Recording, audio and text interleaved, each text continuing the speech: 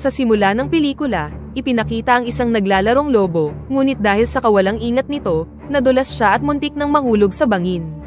Nang makitang malapit nang mamatay ang lobo, hinila ito ng isang batang lalaki, ngunit aksidente siyang nadulas sa gilid ng bangin. Sinubukan ng lobo na tulungan ang bata, ngunit ang kanyang mga matutulis na kuko ay kumamot sa kanyang kamay. Sa kasamaang palad, nanghina ang pagkakahawak ng bata at bumulusok sa bangin. Nang makita ito, agad na pumunta sa ibaba ang lobo upang tulungan siya, ngunit hindi na gumagalaw ang bata. Labis na nalungkot ang lobo at isang patak ng luha ang dumapo sa sugat ng kamay ng bata. Makalipas ang 500 taon, ang mga demon fox ay malapit nang magdaos ng isang malaking pagtitipon sa isang kuweba. Tila excited ang lahat, kabilang si Shisan, isa sa mga demon fox na madalas na kinukutya ng kanyang mga kasamahan dahil itinuturi nila siyang sobrang mahina. Ang kanilang pinuno na isang nine-tailed fox, ay sinabi sa kanila na ang demon fox ay maaaring maging immortal sa pamamagitan ng pangangalap ng isang soul elixir na nasa katawan ng tao. Maaaring makuha ng mga demon fox ang elixir sa pamamagitan ng panlilinlang sa mga tao.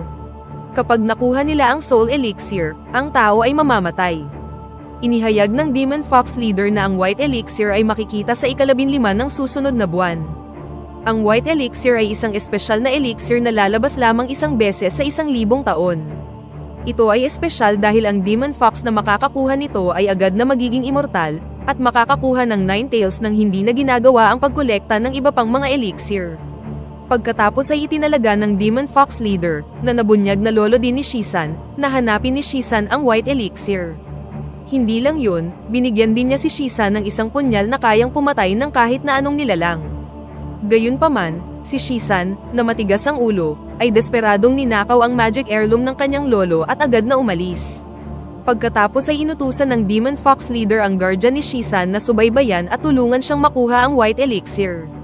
Pagkatapos ay ipinahayag ng guardian ang kanyang pag-aalala tungkol sa mga batang demon fox na madalas na nabibigo sa pagkuha ng soul elixir at kalimitang napapatay ng mga tao. Sa sumunod na eksena, sa wakas ay nakarating na si Shisan sa bayan at nagpasya siyang kumain ng manok sa isang food stall. Hindi nagtagal, isang binata na nagngangalang Zijon ang dumating na may dalang burrito, at may gustong itanong sa kanya. Ngunit dahil busy si Shisan sa pagkain, marahas niyang itinaboy ang binata palayo. Pagkaalis ng binata, ang heirloom ng kanyang lolo ay biglang nagpakita ng palatandaan na ang white elixir ay matatagpuan sa lugar na yon. Sa kabilang banda, isang pari ang tila naglagay ng protective seal sa katawan ni Zijon nang dumaan ito sa kanya. Matapos ang sunod-sunod na kamalasan na sinapit nina Shisan at Zijon, sa wakas ay nakarating din silang dalawa sa kagubatan. Kasabay nito, ang magic heirloom ng kanyang lolo ay muling nagpakita ng mga palatandaan. Dahil walang tao doon bukod sa kanilang dalawa, agad na narealize ni Shisan na ang kaluluwa ni Zijon ang white elixir. Pagkatapos ay nagpasya sina Shisan at Zijon na magpahinga sa isang kubo dahil malapit nang dumating ang gabi. Si Shisan, na dati ay napakasungit, ngayon ay mabait na kay Zijon para lukohin siya upang makuha ang white elixir na nasa katawan niya. Sa kanilang pag-uusap, sinabi ni Zijon kay Shisan na pupunta siya sa capital para kumuha ng royal exam. Sinabi rin niya na hinahanap niya ang kanyang nakatatandang kapatid na nagngangalang Dauran, at balak niyang iregalo ang burrito sa kanyang kapatid. Ngunit ngayon, nawala ang burrito dahil sa kapabayaan ni Shisan. Nang dumating ang gabi, si Zijon, na pagod buong araw dahil sa paghabol sa hayop, ay tuluyan ng nakatulog. Matapos tiyaking natutulog na talaga si Zijon, inilabas ni Shisan ang kanyang punyal at handa nang patayin siya. Gayunpaman, biglang dumating ang guardian ni Shisan at pinigilan siyang patayin si Zijon. Iminungkahi ng guardian ng ilang mas ligtas na paraan para lukohin ang mga tao, kaysa patayin siya ng direkta. Kinabukasan, nagising si Zijon at laking gulat niya na naroon na ang alaga niyang hayop. Sa tingin ni Zijon ay si Shisan ang nakahanap sa hayop at labis ang pasasalamat sa kanya. Simula noon, nagsimula ng mabuo ang pagkakaibigan nilang dalawa. Sa kagustuhang makuha ang white elixir ni Zijon, nagpasya si Shisan na samahan siya sa paglalakbay papunta sa kapital. Habang papunta doon, nakarating sila sa isang tahimik at tila haunted na nayon. Hindi nagtagal, nagulat sila nang biglang sumulpot sa likuran nila ang isang lalaki na nagsabing siya ang innkeeper. Sa huli, nagpasya silang magpalipas ng gabi doon.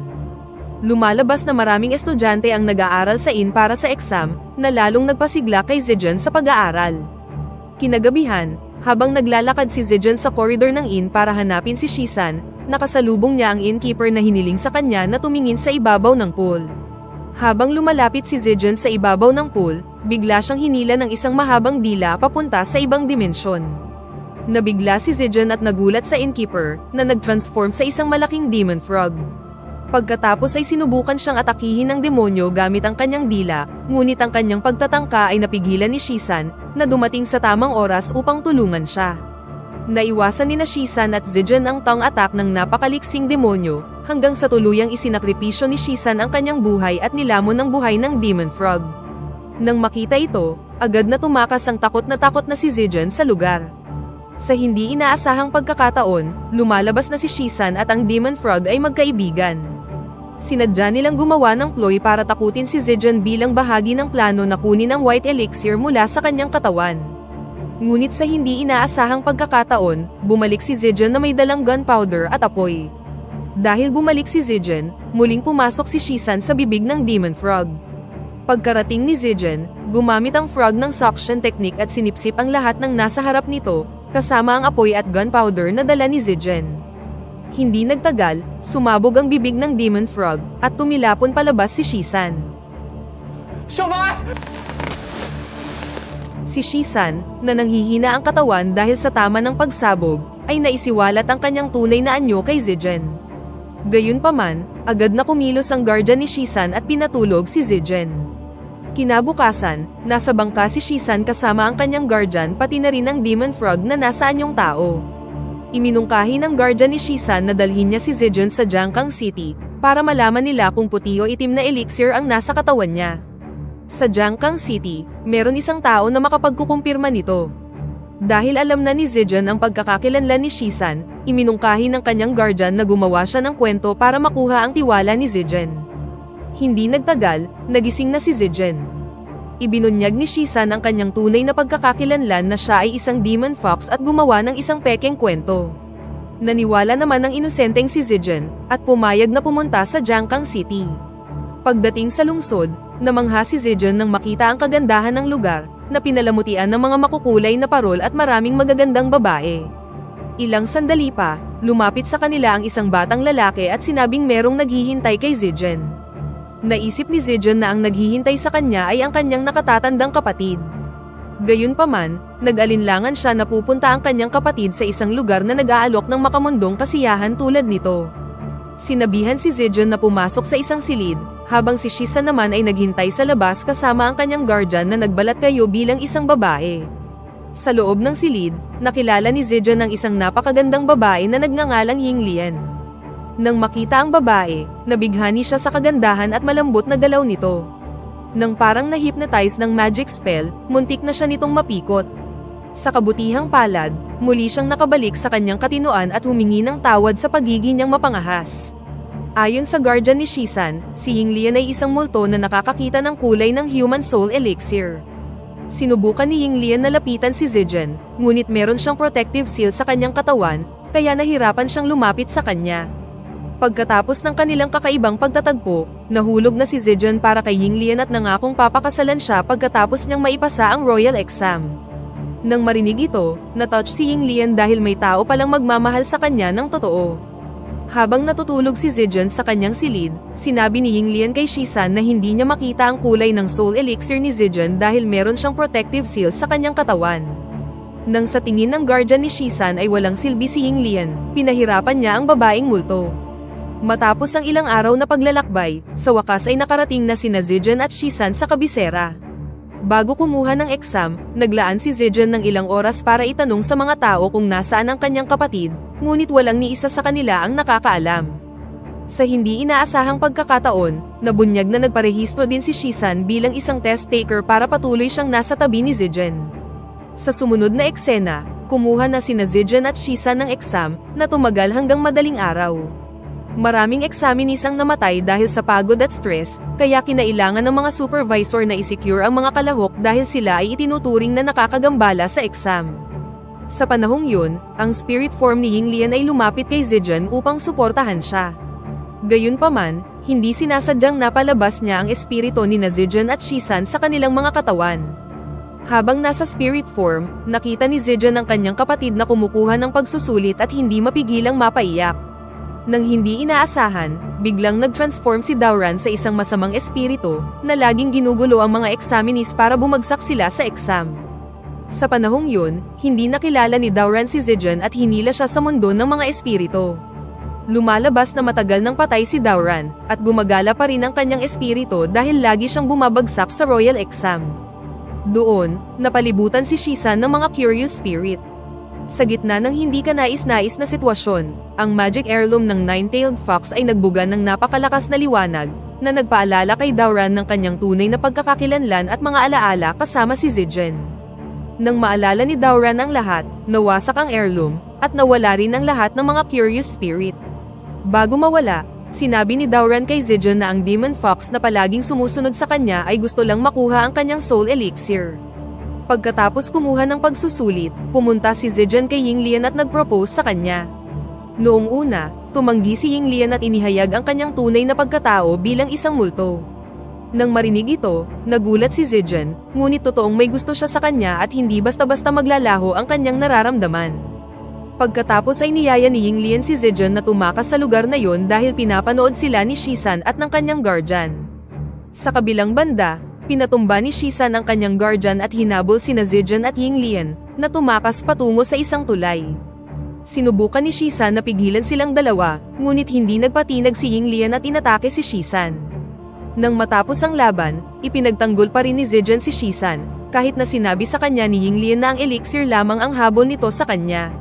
Sa huli, natigil ang laban ng sinaksak ng Demon Frog si Yinglian sa likod. Gamit ang huling natitirang lakas, sinubukan ni Yinglian na tumakas kasama si Zijon. Gayunpaman, malubha ang kanyang sugat at bigla na lang naglaho. Bago mawala, nagpasalamat si Yinglian kay Zijon para sa pagmamahal at pagligtas sa kanya. Dahil dito, labis na nagalit si Zijon kay Shisan matapos mawala ang babaeng mahal niya. Pagkatapos ay naglaban silang dalawa, at nang nagkaroon si Shisan ng pagkakataon na patayin si Zijon, hindi niya ito magawa.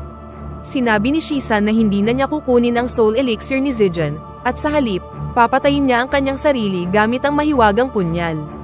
Ngunit bago pa ito magawa ni Shisan, nabuo ang isang dimensional door sa kanyang likuran, hinila siya papunta sa loob, at lumalabas na si Shisan ay hinila pabalik sa kuweba ng mga Demon Fox.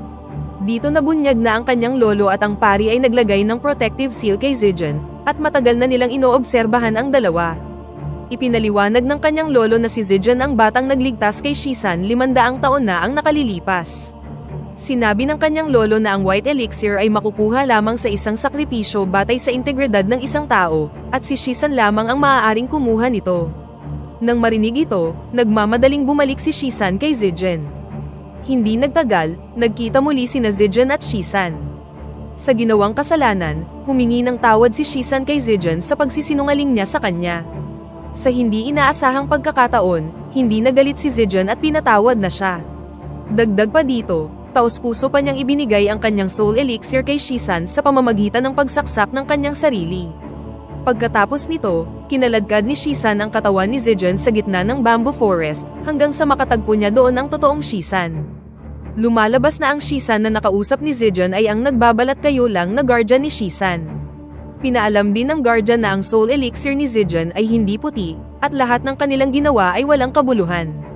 Nang marinig ito, agad na nagalit si Shisan sa kanyang guardian at inatake siya.